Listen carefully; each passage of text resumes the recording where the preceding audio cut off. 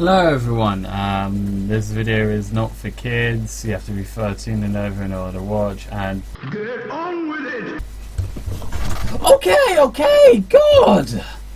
Bloody hell! Well, okay, I'll get on with it. Well, okay, yes, I'm here to discuss not what I would think. Okay, what my ideas are for the Sonic movie sequel. I am not going to have it where Sonic leaves Earth, no, because James Marston has reported that he has signed on to do multiple sequels. It doesn't say how many sequels, but judging by like the movie business, I would say around like 2 or 3. So yeah. So yeah, we can't have it where they ditch Earth. So here's my ideas. Here's what, here's what might actually happen, and this is just me, just like pretty much writing the film myself. Okay, so the movie is obviously going to begin with Sonic, relaxing in his new home, with technically his adoptive parents, like Tom and Maddie. I got a quick question: does anyone else get Paddington Bear vibes from that ending? Am I the only one that thinks of the Paddington movies every single time I see that ending? I mean, come on, you have to admit it, right? Anyway, oh yeah, this does contain spoilers for the movie. I am so sorry, but anyway, yeah.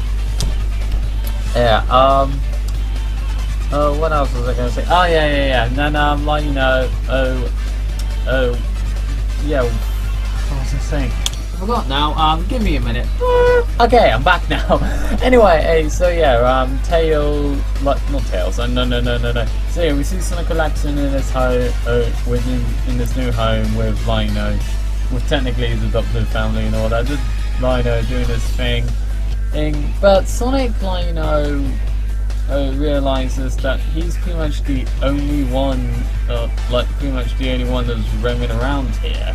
And even though he does like his, human friends and all that, he does want to have at least one friend that's kind of similar, not too similar, kind of similar to him. Yeah. And then we cut back to let's just say Robotnik. Well, Eggman, Robotnik. I usually call him Eggman, but the movie likes to call him Robotnik.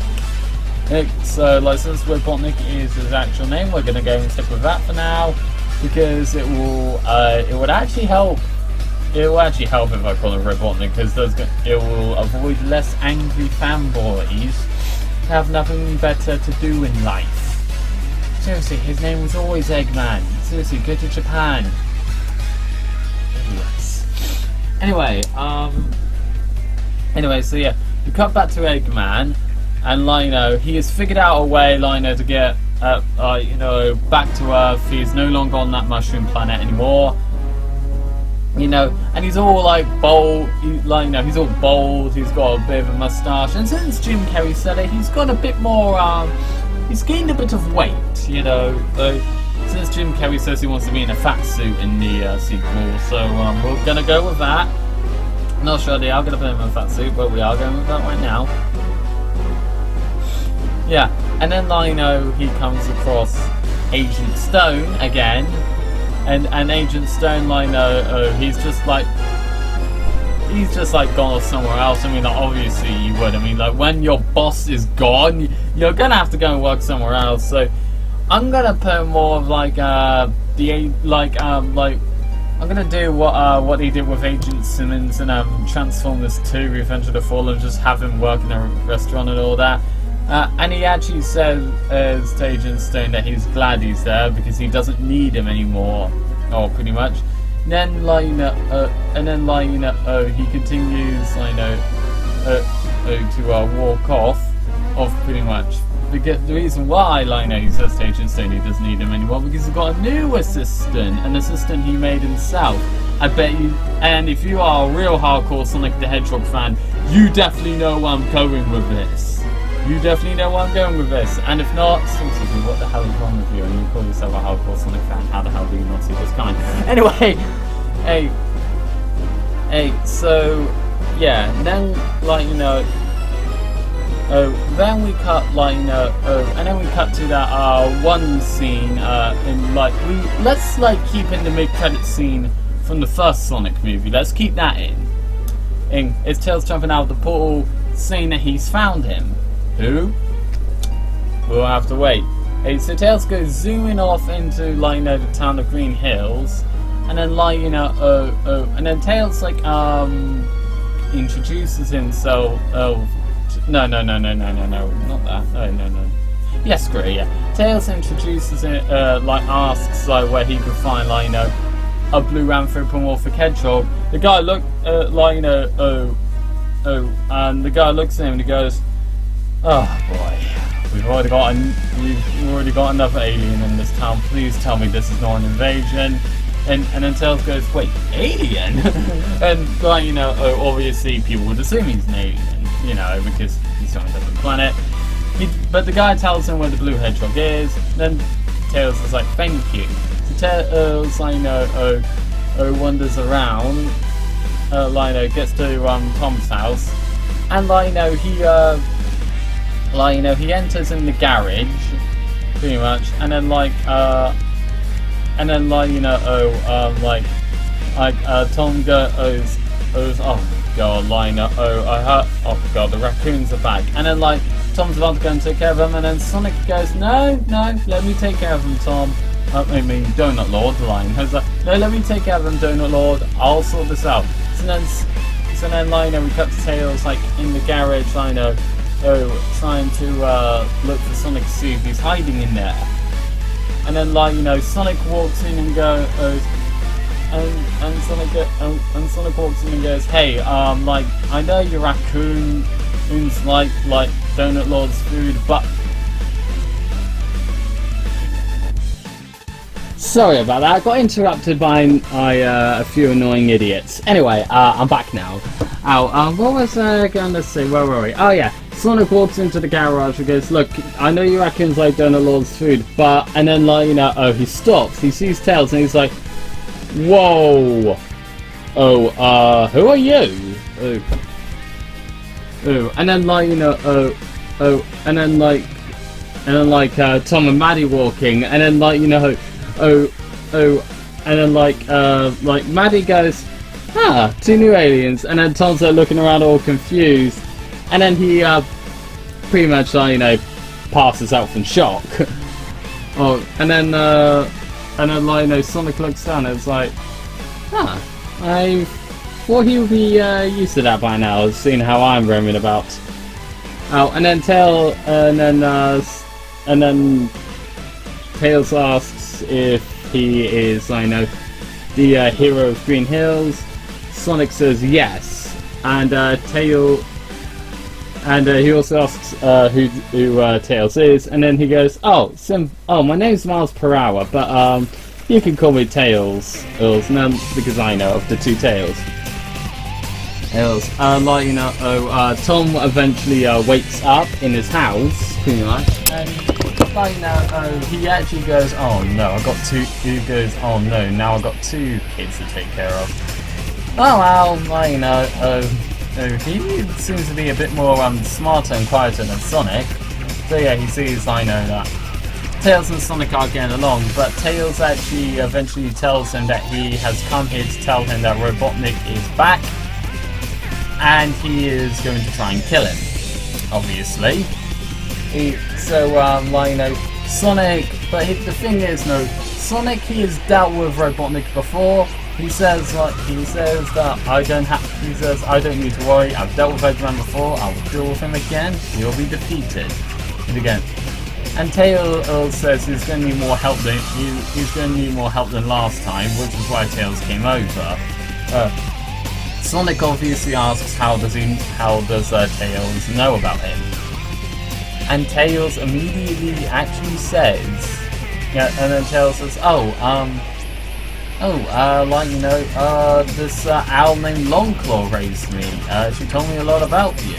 And then, like, you know, and then Sonic went like, wait, Longclaw, she's still alive? And then like, Tails says, well, was still alive. She eventually passed away not too long ago. And then like, so you get this a bit of an emotional scene where Sonic actually goes, where like he's happy that Longclaw survived, like, the Echidna attack, but he's sad that, like, he's still never going to see her again. Pretty much, you get that. So it's a mixture of happiness and sadness, right there. I mean, like, think about it. I mean, like, if that happened to you, and then you heard a different side of the story, you the same thing would probably happen to you, depending on your relationship with your parents. Anyway, so yeah, so yeah, we cut back to Robotnik, and like, he's got Sonic's quill still, and pretty much, we actually, like, see him like doing his work and all of that, and he goes, haha, finally, I've got the ultimate creation. And then this pod opens, and then, like, you see it, and then, like, you see a metal hand with a blue arm popping out. Pretty much, a bit of foreshadowing. Still not telling you who it is yet. Oh boy, I know you guys who know who it is just sitting there going, oh, please tell me who it is. Please tell me it's him. Please tell me it's him. Dude, you're gonna have to be patient. It's funny, I'm impatient. I'm not patient at all, and yet I'm telling you guys to be patient. I know, I'm an arsehole. Anyway, so what happens is, that we cut to yes, and then we we cut to Tom at his work and all that. Pretty much, like doing his usual cop thing, looking for speeders and all that. But then, he hears something over the radio, and then, obviously they're saying, look, that blue hedgehog you brought in, who lives with you? Yeah, he's robbed a bank, pretty much, and he's done a whole bunch of crimes. Tom, understandably a bit confused and worried, decides to go investigate. Pretty much, and then it says, and then he goes over, sees that the bank is that the Green Hills Bank is completely trashed, pretty much. The whole bank is a complete and utter mess. Tom does see that Tom does see that that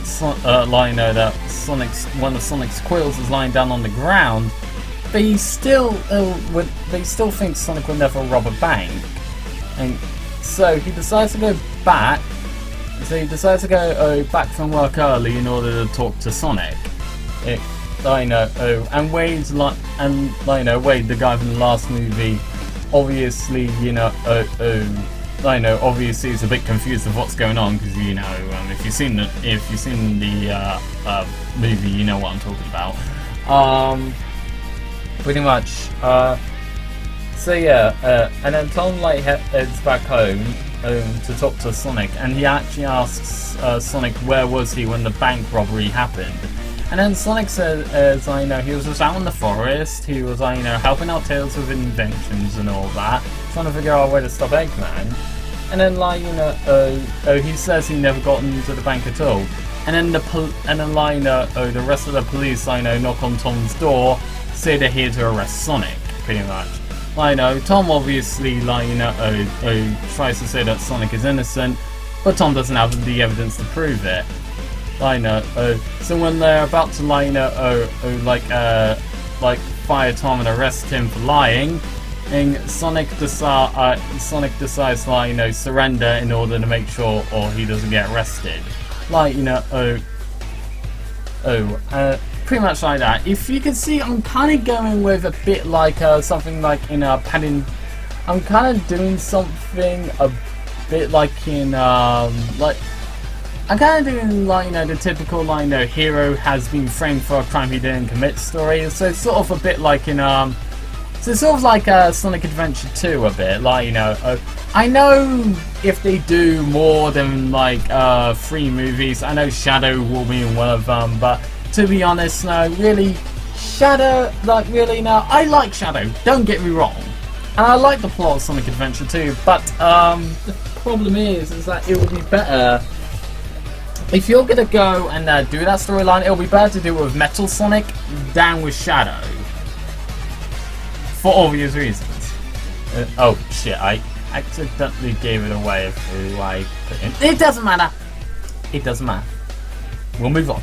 Anyway, yeah, so, like, you know, Tom says that he'll try and find the evidence that he's innocent and all that with the help of Tails. And then, like, you know, we cut to a scene where Eggman is, like, you know, talking to a fuck it, I already said it, so I'll just say it right now. We cut to a scene where Eggman is talking to Metal Sonic, pretty much, and he goes, "You did well, my brilliant creation. The blue hedgehog is framed, and now without him interfering, I can have my machines take over the world. And also kill that Rakowski friend of his." Pretty much something like that. So obviously he wants to get revenge on Sonic and Tom, obviously. He also says that after he's dealt with Tom, he's obviously going to go to the prison and then kill Sonic as well. So yeah, pretty much. And then we cut to, like, you know, a courtroom scene. You know, and pretty much, like, you know, the judge, and, like, you know, there's this like whole sequence of, like, you know, witnesses and all that. Some say, like, you know, that Sonic was wearing a disguise. Others are saying, like, you know, it is a robotic clone.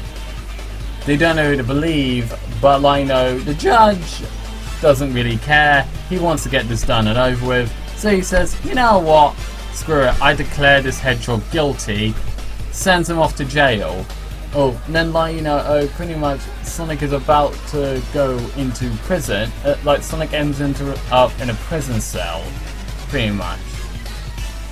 But, like, you know, like, here's the thing. But, like, you know, he manages to escape, but he needs to find a way to make sure, like, you know, that the alarms don't go off. So pretty much what he does is, like, you know, he pretty much, like, tricks the security guard by, like, you know, just by staying on the ceiling. Like, you know, like, he pretty much, okay, how do I do this? Ah, here we go. What happens is, like, the moment the security guard, like, you know, the moment he gets into his cell, like, you know, as the moment the guard is about to shut the bars, time freezes, obviously, you know, like in the first one. And then, like, you know, Sonic, like, runs out of there pretty quickly. And then, like, you know, the prison guard, like, shuts the gate without realizing that Sonic's already gone. Pretty much, because, like, you know, his back was turned while they were shutting it. So yeah. And then, like, you know, and then I lost, and then, like, you know, this is where my writing went a bit right here. So this is going to be a multiple parter here. Like, you know, I was writing the script, but, like, you know, I wasn't reading my own script while I was writing it. I decided to memorize it. I still have it somewhere. Don't worry, I still have it somewhere. But yeah, I have not written the rest yet. So this is going to be a multiple parter. All right. Also, there are deleted scenes in movies, so maybe some of my ideas here might actually be in the final movie, or maybe they might not be in the movie, but might be deleted scenes, or they might not be featured at all, and Sega just might give me the middle finger, but, you know, it depends. Anyway, subscribe, and goodbye.